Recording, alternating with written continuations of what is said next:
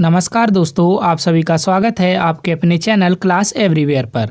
तो दोस्तों, आज की इस क्लास में हम रेलवे के द्वारा साइंस के 2014 से लेकर अब तक जितने भी क्वेश्चंस पूछे गए हैं उन सभी के बारे में रिवीजन करेंगे। और दोस्तों, मैं प्रीवियस ईयर क्वेश्चंस की सीरीज लेकर आया हूं और यह हमारी 8वीं क्लास है। इससे पहले मैं 7 क्लासेस कवर करा चुका हूं और उनको आप हमारी जनरल साइंस की प्लेलिस्ट में जाकर देख सकते हैं। और दोस्तों, मैं प्रत्येक क्लास में रेलवे के द्वारा पूछे गए 50 प्रीवियस ईयर साइंस के क्वेश्चंस कवर कराता हूं। और रेलवे हमेशा अपने प्रीवियस ईयर क्वेश्चन से ही अपने एग्जाम में क्वेश्चन पूछता है। तो वीडियो आपके लिए बहुत ही ज़्यादा इंपॉर्टेंट रहने वाली है। और दोस्तों, 2024-25 में जो NTPC, ALP टेक्नीशियन, RPF और ग्रुप डी के एग्ज़ाम होने हैं उनके लिए यह वीडियो बहुत ही ज़्यादा इंपॉर्टेंट रहेगी। तो वीडियो को बिना स्किप किए लास्ट तक ज़रूर देखिएगा। और दोस्तों, अगर वीडियो आपको पसंद आए तो हमारे चैनल को सब्सक्राइब करके हमारे साथ ज़रूर जुड़ जाइएगा। तो चलिए दोस्तों, आज का पहला प्रश्न देखते हैं। तो भारत ने नीली जीव रोग के लिए पहला टीका विकसित कर लिया है, जो मुख्यतः किसमें पाया जाता है। तो भारत ने नीली जीव रोग के लिए पहला टीका विकसित कर लिया है, जो कि मुख्यतः भेड़ और बकरियों में पाया जाता है। अगला प्रश्न देखें। तो एक परमाणु रिएक्टर में नियंत्रण रॉड कैडमियम की रॉड क्या काम करती है। तो एक परमाणु रिएक्टर में नियंत्रण रॉड कैडमियम की रॉड चेन रिएक्शन को नियंत्रित करने के लिए अतिरिक्त न्यूट्रॉन को अवशोषित करने का काम करती है। अगला प्रश्न देखें। तो दुनिया का पहला कृत्रिम उपग्रह कौन सा था। तो दुनिया का पहला कृत्रिम उपग्रह था स्पुतनिक 1। अगला प्रश्न देखें। तो कैंसर के ऊतकों की जांच के लिए क्या किया जाता है। तो कैंसर के ऊतकों की जांच के लिए बायोप्सी किया जाता है। अगला प्रश्न देखें। तो भारत में PSLV का पहली बार कब इस्तेमाल किया गया था। तो भारत में polar satellite launch vehicle PSLV का उपयोग पहली बार किया गया था 1994 में। अगला प्रश्न देखें। तो एक विकार जिसमें एक व्यक्ति दूर की वस्तु को स्पष्ट रूप से नहीं देख सकता है उसे क्या कहा जाता है। तो एक विकार जिसमें एक व्यक्ति दूर की वस्तुओं को स्पष्ट रूप से नहीं देख सकता है तो उसे हम मायोपिया कहते हैं। और मायोपिया को ही निकट दृष्टि दोष भी कहा जाता है। अगला प्रश्न देखें। तो केवल वे धातुएं ही पानी से हाइड्रोजन को विस्थापित कर सकती हैं जो धातुओं की प्रतिक्रिया क्षमता श्रृंखला में डैश होते हैं।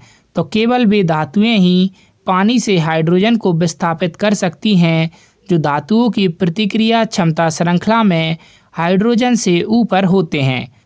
अगला प्रश्न देखें। तो शब्द AAU की फुल फॉर्म क्या होती है। तो शब्द AAU की फुल फॉर्म होती है असाइंड अमाउंट यूनिट्स। अगला प्रश्न देखें। तो प्रकाश एक अनुप्रस्थ तरंग है, साबित करती हुई एकमात्र घटना कौन सी है। तो प्रकाश एक अनुप्रस्थ तरंग है, इसको साबित करती हुई एकमात्र घटना है ध्रुवीकरण या पोलराइजेशन। अगला प्रश्न देखें। तो एक तत्व के समस्थानिकों के अणु के द्रव्यमान में अंतर का कारण क्या है। तो एक तत्व के समस्थानिकों के अणु के द्रव्यमान में अंतर का कारण है उनके नाभिक में न्यूट्रॉन की अलग अलग संख्या का होना। अगला प्रश्न देखें। तो मलेरिया रोधी दवाओं के आविष्कार को चिकित्सा के नोबेल पुरस्कार 2015 से सम्मानित किया गया। यह दवा किस औषधीय पौधे से निकाली जाती है। तो मलेरिया रोधी दवाओं के आविष्कार को चिकित्सा के नोबेल प्राइज 2015 से सम्मानित किया गया था और यह दवा आर्टमिसिनिन अजवैन के पौधे से निकाली जाती है। अगला प्रश्न देखें। तो कौन सी मिसाइल भारत की पहली सुनियोजित सतह से सतह मिसाइल है। तो पृथ्वी जो मिसाइल है यह भारत की पहली सुनियोजित सतह से सतह मिसाइल है। अगला प्रश्न देखें। तो आधुनिक रसायन शास्त्र का जनक किसे माना जाता है। तो आधुनिक रसायन शास्त्र का जनक एंटोनी लेवोजियर को माना जाता है। अगला प्रश्न देखें। तो पसीने वाली ग्रंथियों मानव शरीर के किस अंग में मौजूद होती हैं। तो पसीने वाली ग्रंथियां मानव शरीर की त्वचा में मौजूद होती हैं। अगला प्रश्न देखें। तो खसरा किसकी वजह से होता है। तो खसरा जो रोग है यह वायरस की वजह से होता है। अगला प्रश्न देखें। तो विश्व का सबसे पुराना वेब ब्राउज़र कौन सा है? तो विश्व का सबसे पुराना वेब ब्राउज़र है वर्ल्ड वाइड वेब WWW। अगला प्रश्न देखें तो CFC का पूरा नाम क्या है?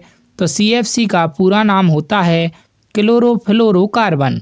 अगला प्रश्न देखें तो स्पुतनिक 1 किस देश के द्वारा प्रक्षेपित किया गया था? तो स्पुतनिक 1 सोवियत संघ के द्वारा प्रक्षेपित किया गया था।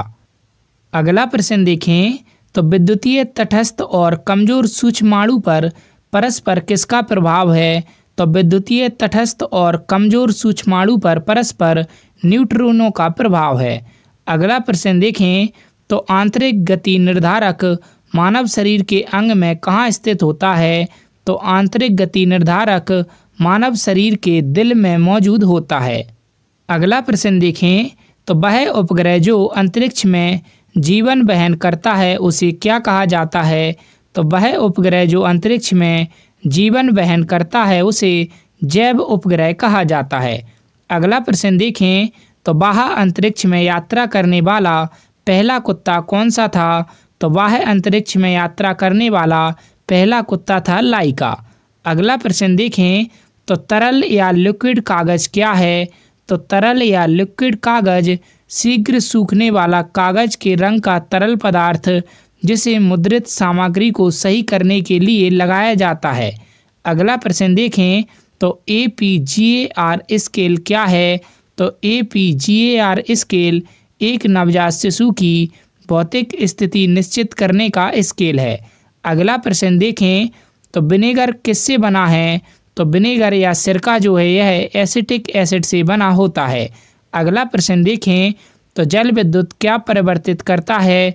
तो जल विद्युत गतिज अथवा काइनेटिक एनर्जी ऊर्जा से विद्युतीय या इलेक्ट्रिकल एनर्जी में परिवर्तित करता है।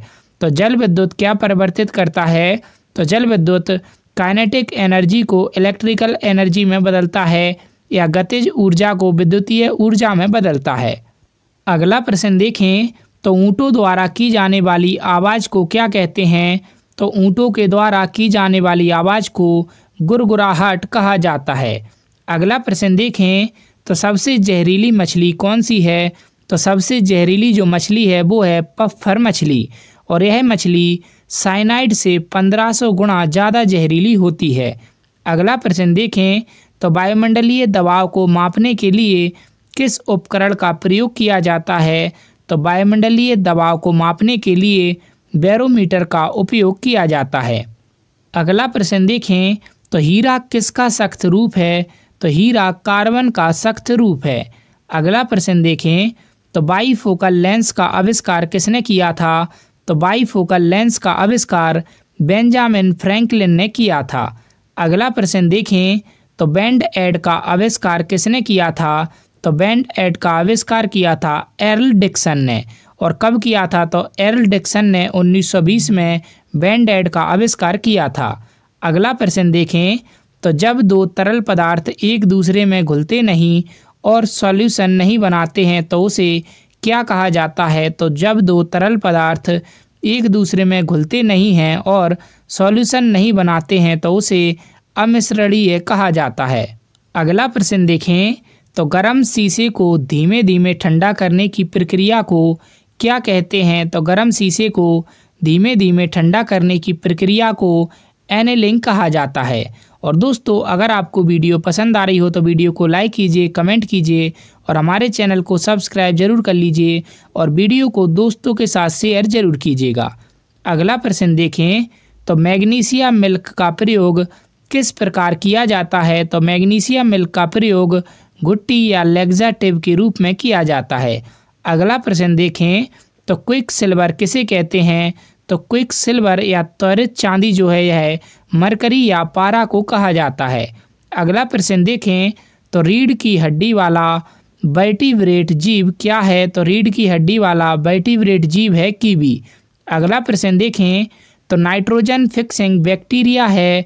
तो नाइट्रोजन फिक्सिंग बैक्टीरिया कौन है? तो वो है राइजोबियम। अगला प्रश्न देखें तो सेंटीग्रेड जो तापमान के माप का यूनिट है यह किस पर नामित है? तो सेंटीग्रेड जो तापमान के माप का यूनिट है यह एंडर सेल्सियस पर नामित है। अगला प्रश्न देखें तो दूध को दही में बदलने के लिए किस बैक्टीरिया का प्रयोग किया जाता है? तो दूध को दही में बदलने के लिए लैक्टोबैसिलस बैक्टीरिया का प्रयोग किया जाता है। अगला प्रश्न देखें तो पहला चॉकलेट बार किसने बनाया था? तो पहला चॉकलेट बार जोसेफ फ्राई एवं सन्स ने बनाया था। अगला प्रश्न देखें तो ये कुबड़ वाले ऊँट को क्या कहते हैं? तो ये कुबड़ वाले ऊँट को ड्रोमडेरी कहा जाता है। अगला प्रश्न देखें तो किसे हंसाने वाली गैस कहते हैं? तो N2O नाइट्रस ऑक्साइड को हंसाने वाली गैस कहा जाता है। तो दोस्तों यहाँ पर N2O होगा, यहाँ पर NO गलती से लिख गया है। अगला प्रश्न देखें तो ग्रहों की परिक्रमा पथ पर आकार कैसा है? तो ग्रहों की परिक्रमा पथ पर आकार फैला हुआ वृत्त है। अगला प्रश्न देखें तो मानव शरीर में दो हड्डियां आपस में कैसे जुड़ी रहती हैं? तो मानव शरीर में दो हड्डियां आपस में अस्थिबंध या लिगामेंट्स के द्वारा जुड़ी होती हैं।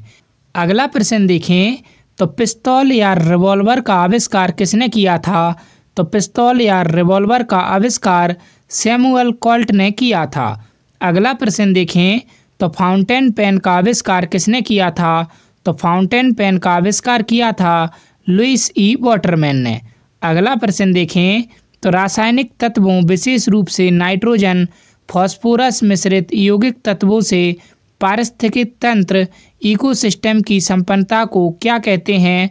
तो रासायनिक तत्वों विशेष रूप से नाइट्रोजन फास्फोरस मिश्रित यौगिक तत्वों से पारिस्थितिक तंत्र इकोसिस्टम की संपन्नता को यूट्रोफिकेशन कहा जाता है। अगला प्रश्न देखें तो किसकी उच्च स्तर में उपस्थिति से मधुमेह या डायबिटीज होता है? तो ग्लूकोज की उच्च स्तर में उपस्थिति से मधुमेह या डायबिटीज रोग होता है। तो दोस्तों यहाँ पर मैंने लगभग 50+ साइंस के जो क्वेश्चंस रेलवे के द्वारा पिछले 10 सालों में पूछे गए हैं उनको बताया है। दोस्तों वीडियो आपके रेलवे के 2024-25 में होने वाले सभी एग्जाम्स के लिए बहुत ही ज़्यादा इम्पोर्टेंट रहने वाली है।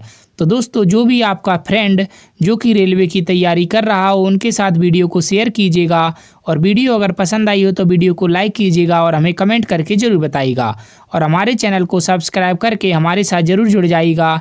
डेली ऐसी जीके, स्टैटिक जीके और रेलवे के साइंस के प्रीवियस ईयर क्वेश्चन की सीरीज के लिए धन्यवाद।